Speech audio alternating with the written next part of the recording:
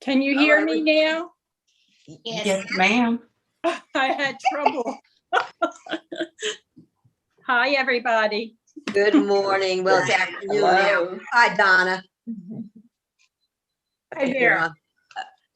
All right, we're at 12 o'clock and we're going to go ahead and get started.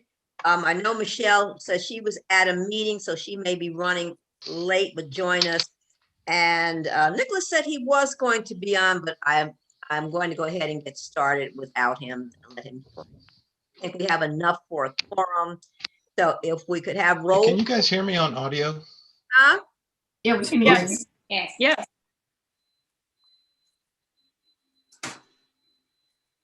Can you hear us?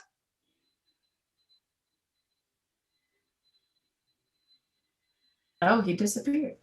Okay.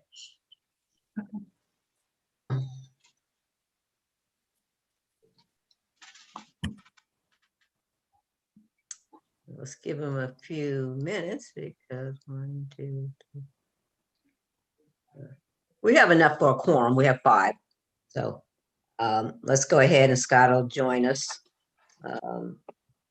Probably a technical. Let me give him another minute. He's usually pretty good about coming back.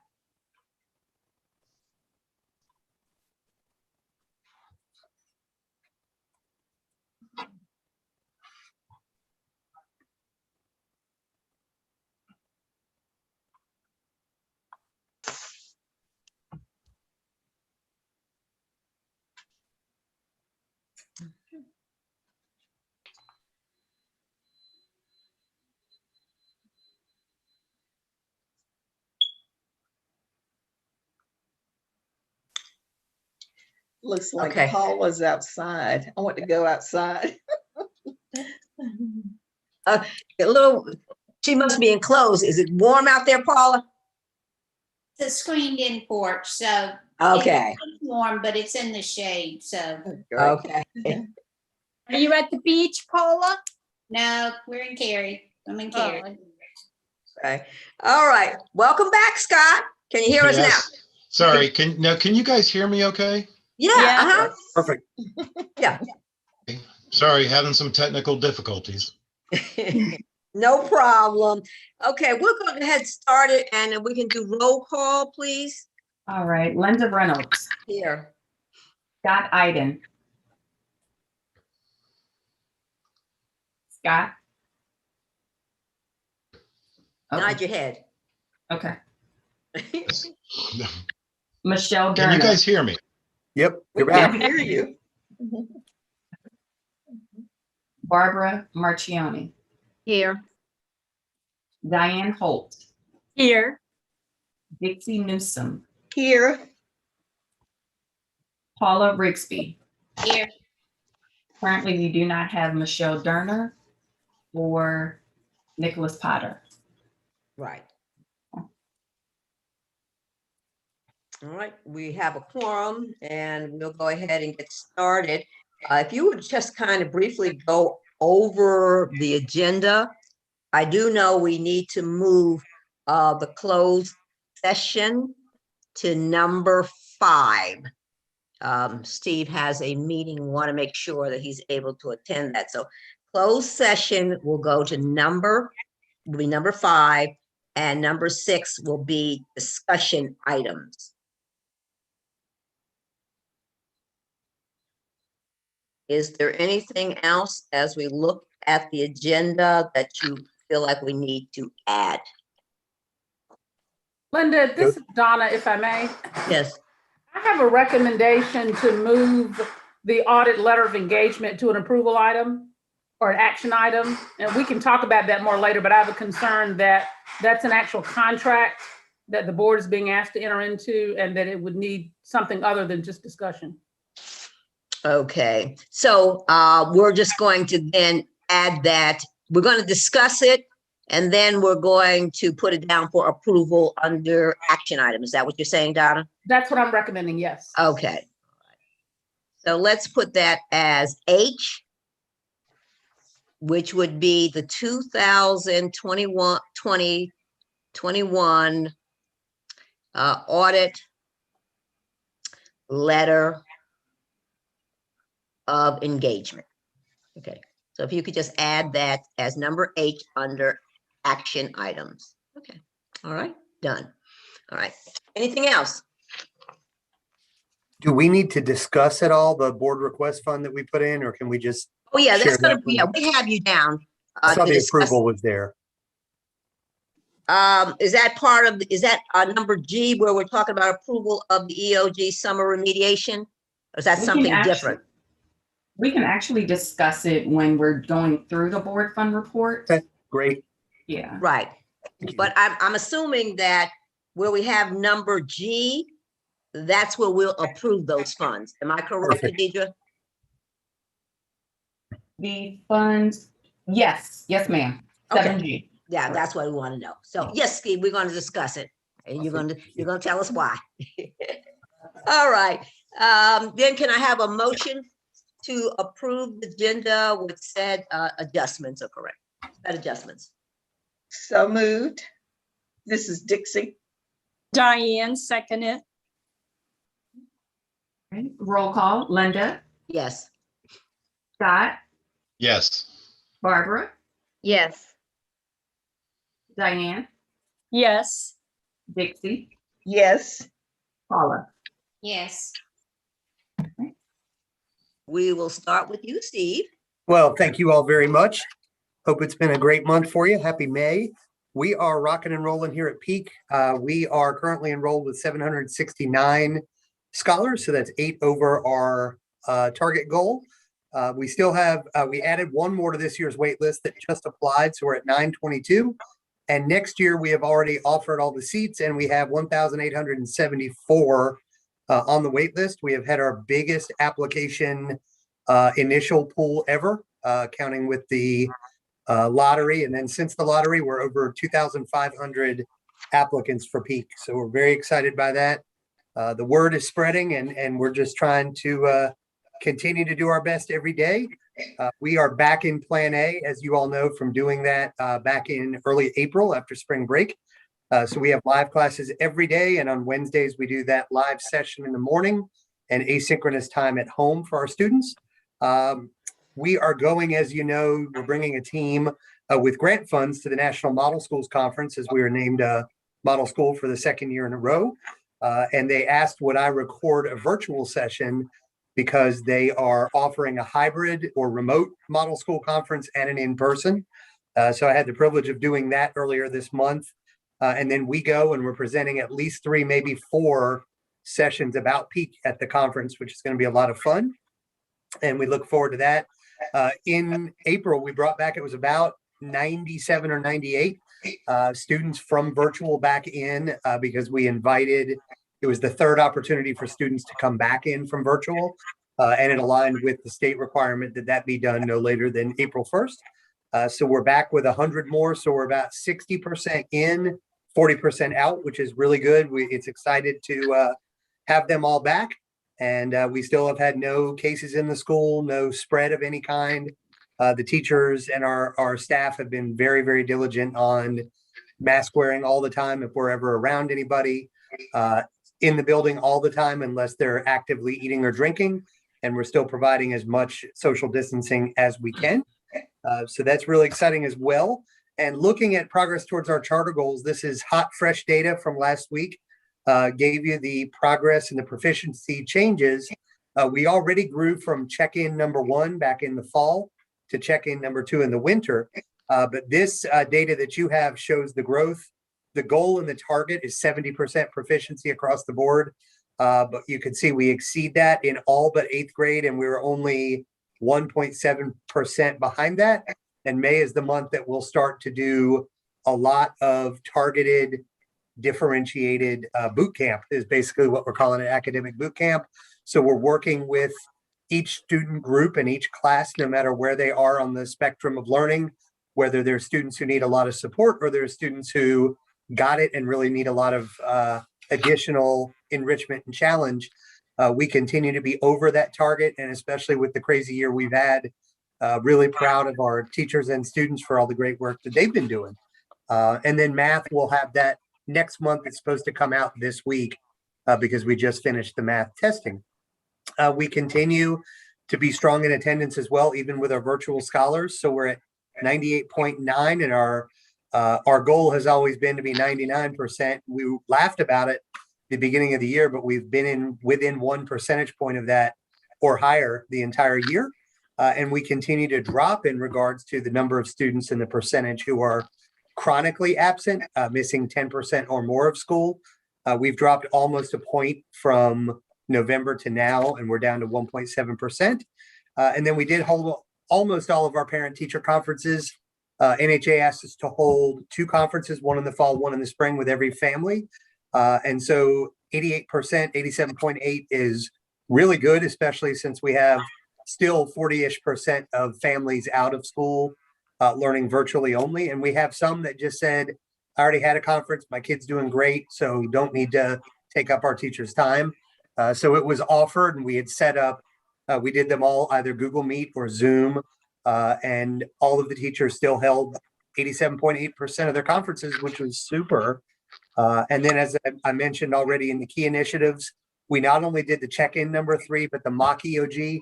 So we'll have all that data analyzed. We have a day-to-day work day this Friday, 3 days from now, and the teachers are working on grade levels in kindergarten through 2nd grade and on grade level teams in 3rd through 8th to analyze that data and really see what students need additional support as we move forward towards EOGs, which start on Tuesday, the 24th of May. And as we'll talk about later, we have 2 new teachers that we're seeking your approval for next year. And we are already planning for fall, winter, and spring sports to re-emerge from their slumber for next year. And I've been working with the other 3 NHA schools in our local conference to build a schedule for all of us to play our home games and our away games against each other. And that will allow all of us to also add local non-conference games, but to get that rolling with our PE teacher, who's also our athletic director. And then next year, we also plan to review, as long as things are safe, our field trip policies and make sure that if we can add those enrichment activities or bring folks into the building for in-house learning experiences, we'll plan to do that depending on what health metrics look like. So thanks so much for all of your support, and I'm happy to answer any questions you may have. Great report. Thank you so much for your support. Oh, and I got Steve, readers. yeah. I'm actually old enough that I need reading glasses now. So I'm sporting this whenever I'm looking at a computer or reading something. It's not just a fashion statement. Can you guys hear me? Yes. Yep. Yes. Okay, sorry. I don't know what's going on today, so I apologize. Steve, just a couple quick questions. I mean, that's a great report on the live teaching. Thank you. Any concerns? No, we'd love to have them all back, but we also appreciate having some social distancing around. But even the virtual scholars at home, the majority are doing really, really well. They're tuning in every day. Every class has a live teaching time and then a live support time, so the teacher can be available to the students in the room and to the scholars at home. Okay, great. On that 8th grade proficiency number, any concerns? No, Didn't sound like it. it's higher than we thought because we tracked, those are our first 5th graders. So we've been able to track them year to year to year to year. And without going into individual student performance or group performance, we are very, very proud of getting to that number with them. Okay, as long as, and of course, I'm going to you. You're our leader and expert. So if you don't have any concerns, I was just curious about it. And you kind of addressed this, but the approximately 12% that did not participate in the parent-teacher conferences, do you think most of that was attributed to the example you shared where my kid's doing great? Yeah. I don't want to waste the teacher's time. Absolutely. That's the majority of it, because we asked teachers to track, even if they emailed a parent or called a parent and said, hey, we sent out the sign up genius or the Google form, pick your time, they would often get those emails back. There were a percentage that just didn't reply at all, as there always are. But Right. the majority of those that when we checked in with the dean team and they followed up with teachers, it was the just, hey, I know they have a lot on their plate. I don't need to take 20 minutes of their time or 30 minutes of their time. But they offered up until the last day and even were sending appointment times that they still had available. Parents who hadn't signed up and just said, hey, if this works, I've reserved this time. So we always go for 100 and we're happy as can be Awesome. with 80% or above. I certainly understand the numbers. Just again, kind of wanted to get your beat on the number, but that's all my questions. Thank you. Awesome. Thanks. Any other questions for Steve on his report?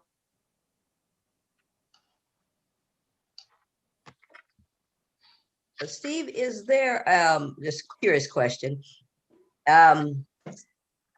What is the plan to address the 8th graders, or is it a concern of yours? They are already being, it's already underway. Mr. Pate is a phenomenal teacher, has been here since day one. And Reggie has been working with those students and with Dean Pittman without going into too much detail to identify specific students. Right. Several in that class have been here since the beginning, and this is their 4th year. And in particular, that grade level has traditionally performed lower than other grade levels due to a variety of needs that we're also addressing. So even though it was 1.7 away from the goal, we still have, from when that test was taken, 5 weeks before the EOG, and then they're working to remediate as well while they're doing that. But with that, the EOG and with the reading and with the math, that grade level has been a little under scoring versus the other grade levels around it. And we've constantly integrated, whether it's our EC teacher, our English language support teacher, and our interventionist. We have scheduled them to work specifically with each grade, but areas of focus, they add a little bit of more time to them. So that's actually showing growth in ELA over years past, and even earlier in this year, they've continued to show growth. You think it might, and I'm just asking, curious, if you look at the 8th grade population, is it a particular group, whether we're talking about our special education students that are struggling there at the 8th grade, or is it just generic across the board? I guess what I'm asking. You know, again, without focusing on any particular students, there are, because that was our 5th grade year when we opened, there are a higher number of students with special education needs, because what I've found both here and other schools where I've served is that 5th grade, you know, parents will move a child for 5th grade and keep them in the same school through 6th, 7th, and 8th. And so that's what we had a lot of enrollment in 5th grade, was because parents wanted our middle school. And so giving their child that 5th grade year in a new school and a new opportunity to then move up into middle school, knowing who their teachers are and knowing that they're literally just down the hall from 6th grade and then 7th and then 8th as you're upstairs. But there are a few higher percentage of exceptional children and students with a 504 or intervention plan in that particular grade than there are in the others. And we do target it and attribute it to that, grabbing those seats in 5th grade because they knew they would have smaller class support. They wouldn't be in a middle school with 1,200 or 1,500 students as they would elsewhere. But they have continued to grow and improve. So all kudos to our interventionist, our EC teacher, and the English language teacher, because they've worked with those students for four years that we've been open. Thank you, Steve. Yeah, and please know that those kids are showing growth Yeah. year to year to year, and even this year from test 1 to 2 to 3. Any other questions for Steve? Let's see what I'm. Cancel. All right, if there aren't, then we'll move on. And Steve, we're going to ask you then to, after Khadijah gives the overall report, then to talk about your request. Sure. For funds. Okay, Khadijah? All right, so if we turn to page, sorry about that. Is it possible that you could put the slide up for us? Yep, let me get Okay, to that thank you. particular page.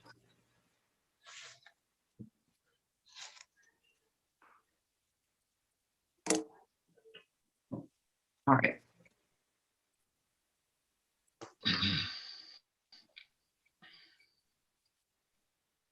All right, can everybody see the screen okay? It's up. Yes. So as this report, it's as of April 13th, and you all have an available balance of $57,777.39. On the following pages, you will see all of your board resolutions as well as their current balance. So out of the board resolutions that you have already approved, you have a total of $2,025.70, which is right here, left to spend. So Steve is going to speak to a board fund request that, if approved, will come out of the 57,777. Any questions? All right, Steve, I'll turn it over to you. Well, thank you very much. One of the things that we do each year that we're required to do is the summer end of grade test remediation, or we call it summer reading camp or summer math camp or summer science camp. And it's for our scholars who don't pass their end of grade testing when we do them the end of May through the beginning of June. We invite them, and we have already pre-planned, as we usually do, for the last 2 weeks of June to be 3 hours a day of working with a teacher at each grade level from 3rd through 8th.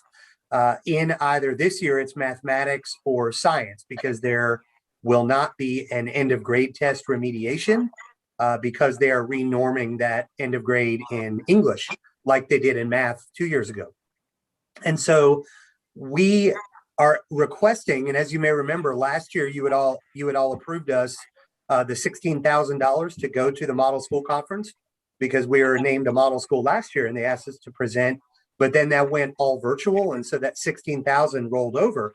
And we also had some money left over last year and this year for student enrichment that we haven't had to use because we haven't done any after school tutoring or clubs. And so when we got, and Linda got a letter a couple of weeks ago that said this was the amount, and it was a 6-figure number of helping your school out during COVID. So it was to buy all of the computers and all the PPE for our school, and to provide some of the salaries that needed to be paid. And so that money was used already as I submitted that letter to NHA. And so my thought and my request to you all is, because we rolled that money back to you last year, that 16,000 and change for the Model School Conference, because I was able to convert some grant funding to use this year. So we're not using that 16,000 nor any of the enrichment money. So my request to you is, in order to enrich our students, would you approve that 16,560 is the exact amount, which is what we're paying the teachers to do that 2 weeks of summer school, as well as it has to include 15% for their benefits and other things. But that will allow us to have teachers at each grade level in math, and then 5th and 8th grade in science, which are the only ones that have an EOG. But that will allow us to run a 2-week summer school, and then for those scholars to be able to retake their EOG if they did not pass. And we don't know how many will be in it yet because we haven't done the EOG. But in order to offer that, we need your approval because the allotment that was already given to Peak from the federal and state government through the CARES and COVID money has already been spent on other things. And because we're not using it for staff PD, my focus is always on the children. So I would love if you would approve that allotment of 16,560 to pay for the salaries instead of the trip that NHA is paying for out of grant funds. My question, Steve, is you mentioned something in conversation, your discussion, is you don't quite know the numbers. Do you think that's an adequate amount, or do we need to look at putting a cushion in there just in case? Because we have the money, so that's what I'm saying. I think it's okay, because what I've done and what we've done in the past is we designate one teacher for each grade level, and how it's worked out in the first couple of years is, 3rd grade reading. We're also reading is not a part of this except for this program. It's actually a separate program. So the Read to Achieve directive, I guess we want to call it, from the state, requires that we give 72 hours of reading instruction to any third grader who has not yet met their reading standards. And so we know we already have 14 or 15 out of the whole grade level that, came to us in kindergarten, first, second, or came to us this year or whenever it was. So we have 14 or 15, I can't remember the exact number. And so we have a reading teacher already designated for third grade. But this year, the state said we also have to target struggling readers in second grade and first grade, even though they won't retake their end of grade testing because they don't have it in the primary years. We still have to, anybody that's identified. So that funding is all coming from the allotment given to NHA. And there's a cushion because NHA is also giving us the additional $11,500 because this is not just the sole cost of the program, the $16,560. NHA found us additional grant money that could be used. So NHA is actually providing $11,500, which makes it about a $28,000 expenditure total. So NHA already sent us some additional money. So this money is what I said, well, thank you so much for that money. But the whole program to run for all of our students is about 30 grand. And so that was where I thought I would much rather ask for the funding to be allowed to use to support students and to reteach and remediate than to sit in the bank and maybe go to a conference next year because we'll have additional rollover from this year to go to next year. So my focus is always on doing whatever we need to support our scholars. And so for that reason, I'm happy to answer any questions, but that's why we're asking for it to help as many of our students succeed in math and then 5th through 8th grade in science. So, Steve, This okay. is, Go ahead. Steve, this is Dixie. Hey, Dixie. Does that amount allow you to pay the teachers at their monthly rate of pay? Is actually a stipend this year that I don't honestly know where the development came, if it was from the grant funding that's being used or other directives, but it's actually a little bit higher because we and other schools, it's a $50 an hour pay. And so it's 3 hours with the students a day, and then we give them an extra hour to plan, to be there a half hour early to start welcoming students, and then to have some planning time. So it's 4 hours a day for 2 weeks at $50 a day, and then $50 an hour. And then we're also allowed to we've invited 2 paraprofessionals to be able to support those teachers. So one will work with 3rd, 4th, and 5th grade. The other will work with 6th, 7th, and 8th. And because some of those students that are struggling in math and science have identified learning disabilities, we also are bringing in one of our special educators to be there to provide additional special ed instruction. So the teachers are all getting 50 per hour. The paras are getting 40 per hour. And so that's a little bit more of an incentive because they're honestly tired from the year. But those who were going to go get part-time jobs anyway, they were more than happy to come work with the kids because they love it, but also in replace of working at Costco or whatever they would do normally. And it lets them focus on their professional job, not a side gig. Great, thank you. I think that's good that you're able to do that for the teachers. Yeah. And then my question was, Steve, about how many teachers is that then? It is a 1 per 8. grade. So it's 8. It's 11 teachers counting the special educator because there's Okay. 2 for science, 6 for math, the special educator who can support both. And because we need one of our administrators here, NHA is allowing us to give an extra stipend to the deans as they'll have to be here 1 each week. And they're taking turns doing it since they already had some plans. And the deans get 4 weeks off in the summer. So we're making sure to compensate them appropriately for one of their off weeks. And then I'll be here for part of that time as well. But that's just because I'm going to be here. And that's, so it's about 15 people total. Okay. So it works out to ballpark about $2,000 total per Mhm. person. The paras are $10 less per hour. The teachers are 50.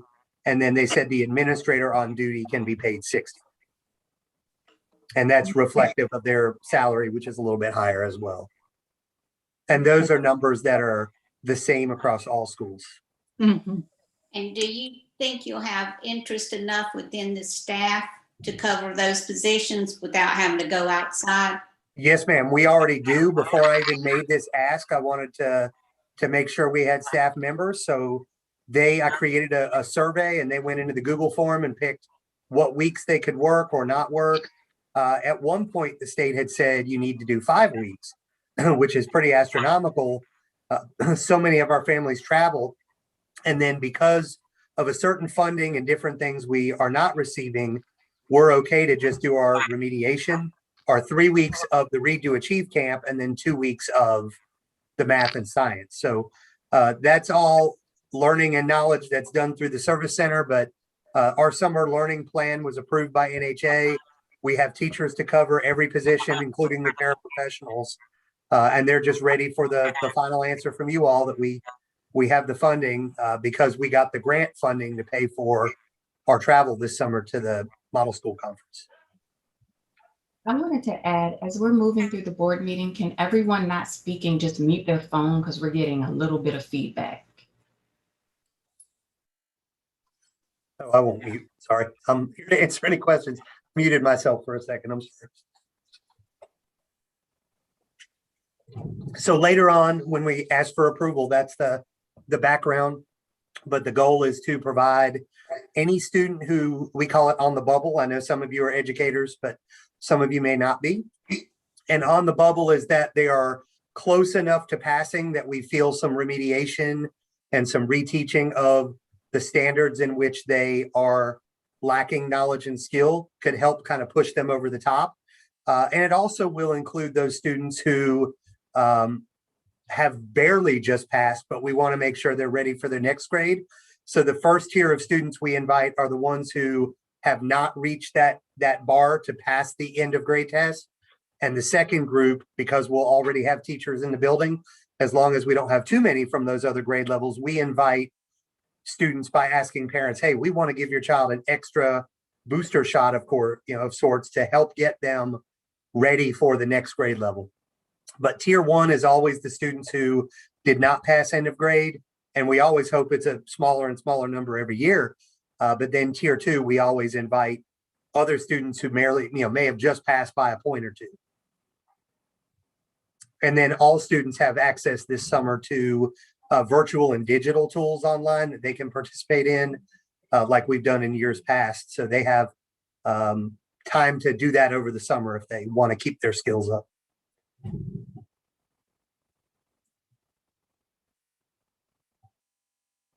Oh, you're on mute, Linda, were you? Are there any other questions for Steve? If not, we'll go into a closed session for the purpose of personnel. So can I have a motion to go into closed session? So moved. This is Barbara. Second, this Scott. Khadidra? Okay, I need to get off mute. Okay, Linda, Yes. Scott, Yes. Barbara, Yes. Diane, Yes. Dixie. Yes. Okay, Paula, Yes. Nicholas. Yes. I'll go ahead and open the room.